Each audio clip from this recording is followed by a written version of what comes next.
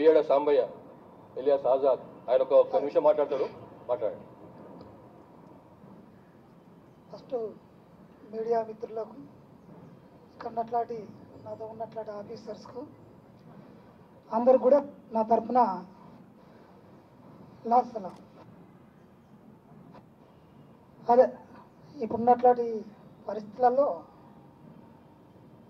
Comrade మా state కమిటీకి ఉన్నట్లాంటి comrades ఇప్పుడున్న పరిస్థితిని గవర్నమెంట్ కావచ్చు, ఇటు డిపార్ట్మెంట్ కావచ్చు, జనజీవ సరళిలో కలిసి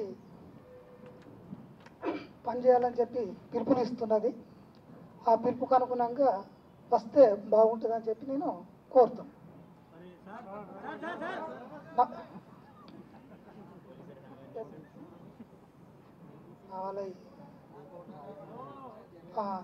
మా స్టేట్ కమిటీ ఇన్ఛార్జి ఇప్పుడు దామోదరు, తర్వాత వెంకన్న ఉన్నాడు. వాళ్ళిద్దరూ ఇప్పుడు మా స్టేట్ కమిటీలో ముఖ్యంగా ఉన్నట్లాంటి వాళ్ళు కూడా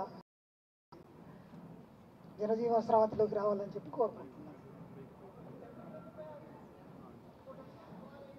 జాతీయ కార్యదర్శి ఎవరు ఉన్నారు? ఇప్పుడు జాతీయ కార్యదర్శి కేశవరావు తర్వాత ఇప్పుడు ఎవరు కొనసాగుతున్నారు?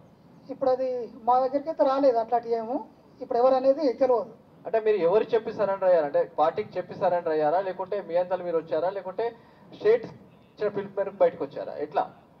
మేము పార్టీకి చెప్పే వచ్చినాం. మేము పార్టీకి చెప్పి మేము సరెండర్ పోతున్నామని చెప్పి వచ్చినాం. మేము అట్లాంటిది ఏం లేదు, మాకు అవసరం లేదు. అట్లాంటి పోరాటం కూడా అక్కడ అవసరం లేదు.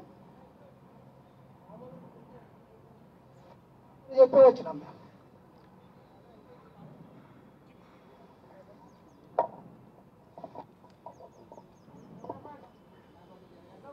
సార్ డీజీ గారు నెక్స్ట్ వేరే క్వశ్చన్ ఏంటి సార్? రమేష్ ఇట్లా మిమ్మల్నే సార్.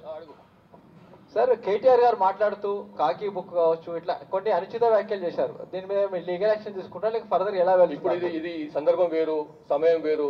అది ఏ సందర్భంగా సందర్భం క్వశ్చన్ అడగాలి కానీ అది రామాయణంలో పిడికలు పెట్టి చేస్తా అంటే ఎట్లా? సార్ అందుకే మేము అడిగాను సార్, వేరే క్వశ్చన్ అడగాల్సి అని.